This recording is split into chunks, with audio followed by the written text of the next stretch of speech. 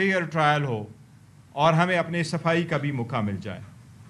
سب سے پہلے پاکستان تحریک انصاف نے یہ مطالبہ کیا تھا اور ایک پٹیشن فائل کر دی تھی 2023 میں ہی کہ جہاں پر بھی الزامات ہے اور ایک سے زیادہ جگہوں پہ ٹرائل چل رہے ہیں، تو ڈاکٹر بابر امان صاحب آپ کو بھی اس کا زیادہ تفصیل بتائیں گے کہ آئین اور قانون کا تقاضا یہی ہے، قانون یہی ہے کہ سارے ٹرائل رکیں گے اور ایک ایکیوزڈ کا جس پہ ایک جیسے ایک واقعہ میں الزامات لگائے گئے ہوں اور ایک سے زیادہ پرچے ہوں، وہ ایک ہی جگہ پہ اس کا ٹرائل ہوگا اور ایک ٹرائل میں جو فیصلہ آئے گا باقی کیسز کا اس کی بنیاد پہ کیس کا تصفیہ ہوگا۔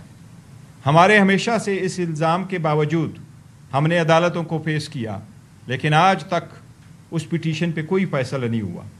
ریسنٹلی سپریم کورٹ نے ایک فیصلہ دیا اور اس نے اس میٹر کو واپس ہائی کورٹ میں بھیجا کہ پہلے ہائی کورٹ اس پہ فیصلہ کرے، اس کے باوجود نہ ٹرائل رکے نہ اس پہ کوئی فیصلہ آیا۔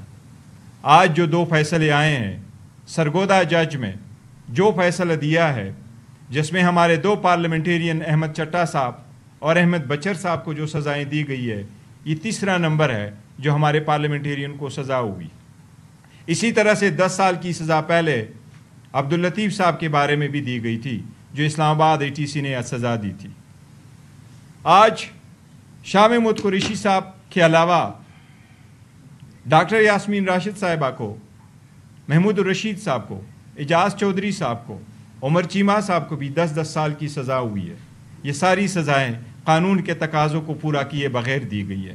رات کے اندھیری تک یہ ٹرائل چلاتے رہے، 11 بجے تک ٹرائل چلاتے رہے، ایک قسم کی ٹرائل گواہ پیش ہوئے۔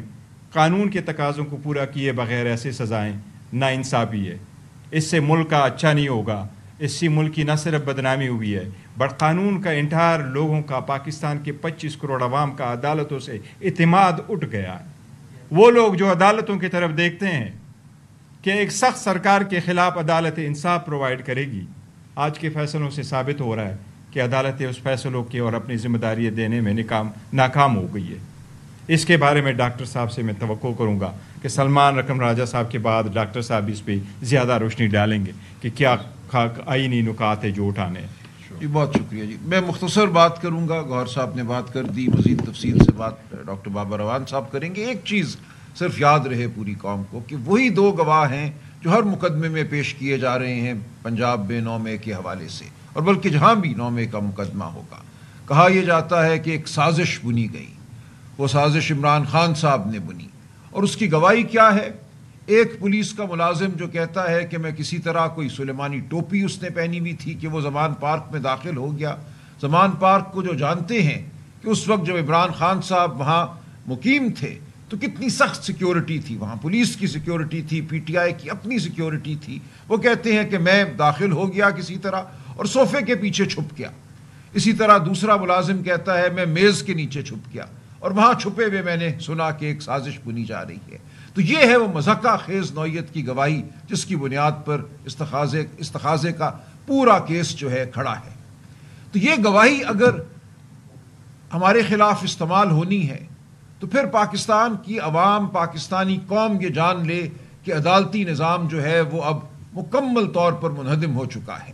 جھوٹ جو ہے اس وقت ہر چیز کی بنیاد میں رس بس چکا ہے۔ جھوٹ کی بنیاد پر ایک پوری عمارت کھڑی کر دی گئی ہے، حکومتی عمارت ہو یا اب ایک بظاہر قانون کی عمارت ہو۔ اس میں مذاق ہے، اس میں جھوٹ ہے، اس میں دھونس ہے اور کچھ بھی نہیں ہے۔ تو یہ PTI کا معاملہ نہیں ہے، یہ پاکستانی قوم کے ہر فرد کا معاملہ ہے۔ جس قوم کے ادارے تباہ ہو جائیں، جس قوم کی عدالتیں یہ ہو جائیں جو آج ہماری عدالتیں ہو گئی ہیں، تو پھر وہ لمحہ فکریہ ہے اس قوم کے لیے۔ یہ سیاسی معاملہ نہیں رہا، یہ ہمارے مستقبل کا معاملہ ہے، آپ کے بچوں کے مستقبل کا معاملہ ہے۔ کل کوئی ہمارے گریبان پہ ہاتھ ڈالے گا، آپ کی عزت پر ہاتھ ڈالے گا، آپ کہاں جائیں گے؟ کس عدالت کا دروازہ کھٹکھٹائیں گے؟ آپ کے خلاف کوئی گواہ پیش کر دیا جائے گا جو کہے گا کہ وہ آپ کی کرسی کے نیچے چھپا ہوا تھا اور اس نے آپ کو کوئی عمل کرتے دیکھا۔ تو یہ مذاق ہے جو پاکستانی قوم کے ساتھ آج ہوا ہے، یہ جمہوریت پر حملہ ہوا ہے۔ ہمارے اکابرین کو صرف سزا نہیں ہوئی، یہ جمہوریت کو سزا ہوئی ہے۔ تو ہم سب کو اب فیصلہ کرنا ہوگا کہ ہم کس قسم کی قوم ہیں، اس ملک میں کس قسم کا نظام رائج ہونا ہے یا رہنا ہے۔ کیا ہم نے اس نظام کو ختم کرنا ہے یا اس کو سہتے رہنا ہے؟ تو یہ ہماری گزارش ہے، ہم اسی لیے آپ کے سامنے پیش ہوئے ہیں. تفصیل سے قانونی نکات ڈاکٹر بابر اعوان صاحب بیان کریں گے، لیکن ہمیں یہ سوچنا ہے کہ اب ہم نے اس ملک کو کہاں لے کر جانا ہے. بہت شکریہ.